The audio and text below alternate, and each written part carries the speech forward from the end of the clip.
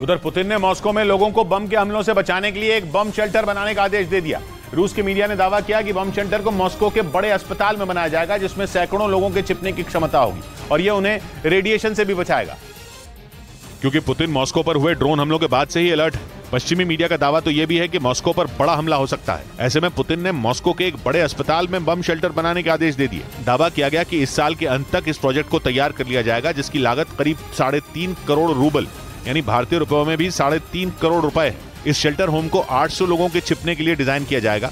इसमें कई entry gate, एक इमरजेंसी गेट और एक वेंटिलेशन सिस्टम होगा। पुतिन ऐसा इसलिए कर रहे हैं क्योंकि अगर मॉस्को पर हमला हुआ तो रूस के सीनियर अफसर सुरक्षित रह सकें, क्योंकि इसी अस्पताल में उनका इलाज होता है। इससे पहले पुतिन ने अक्टूबर 2022 में पूरे रूस में बम शेल्टर को अपग्रेड करने के आदेश दिए थे।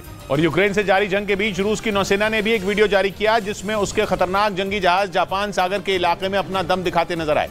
जंग की शुरुआत के बाद से यह रूस का अब तक का सबसे बड़ा नौसेना अभ्यास माना जा रहा है, जिसमें रूसी नौसेना के 60 युद्धपोत, कई खतरनाक जंगी जहाज और करीब 11,000 से ज्यादा सैनिक हिस्सा लेंगे। पश्चिमी मीडिया ने दावा किया कि इस नौसेना अभ्यास के जरिए रूस ने अमेरिका के साथ ही यूरोप के देशों को भी इस जंग से दूर रहने की चेतावनी देने की कोशिश की। और नौसेना के भारी भरकम बेड़े के जरिए साफ कर दिया कि वो किसी से भी टकराने के लिए पूरे तरीके से तैयार हैं। फिर चाहे वो यूक्रेन हो या फिर अमेरिका, रूस किसी के सामने नहीं झुकेगा। जानकारी के मुताबिक रूस की नौसेना का यह अभ्यास 20 जून तक चलेगा, जिसके जरिए वो समंदर में अपनी ताकत को परखेगा। इधर महाराष्ट्र के पुणे में बैलगाड़ी दौड़ के दौरान अचानक भगदड़ मच गई, जिसकी वजह से बड़ा हादसा हो गया। दर्दनाक हादसे में एक आदमी की मौत हो गई और कई लोग जख्मी हो गए, जिन्हें इलाज के लिए अस्पताल में भर्ती कराया गया। क्योंकि भगदड़ उस वक्त मची जब बैलगाड़ी दौड़ देखने आए लोगों की सुरक्षा के लिए लगाए गए स्टैंड अचानक गिर गए और दौड़ में भागते बैल लोगों की तरफ बढ़ने लगे। असल में बैलगाड़ी दौड़ शुरू होने के कुछ देर बाद ही वहां तेज बारिश होने लगी, जिसकी वजह से लोगों के लिए लगाए गए स्टैंड गिर गए। जिसके बाद बैलों को अपनी तरफ बढ़ता देख दौड़ देखने आए लोग डर कर भागने लगे और इसी भगदड़ में एक आदमी की मौत हो गई।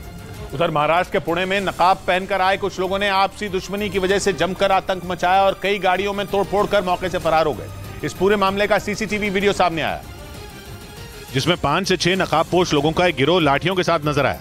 इस गिरोह ने सड़क किनारे खड़ी कई गाड़ियों में तोड़फोड़ की। इस दौरान वहां मौजूद लोगों ने बताया कि 5 से 6 लोग लाठियां लेकर आए और उन्हें डराने धमकाने लगे, जिसके बाद आरोपियों ने वहां खड़ी कई गाड़ियों के शीशे तोड़ दिए और वहां से फरार हो गए। इस घटना के बाद इलाके में हड़कंप मच गया। वहीं आरोपियों के खिलाफ FIR दर्ज कर ली गई और पुलिस इस नकाबपोश गिरोह की तलाश में जुट गई। उधर अमेरिका की मीडिया ने दावा किया कि उत्तर कोरिया हैकरों के जरिए ऑनलाइन ठगी करके भारी मात्रा में विदेशी मुद्रा कमा रहा है।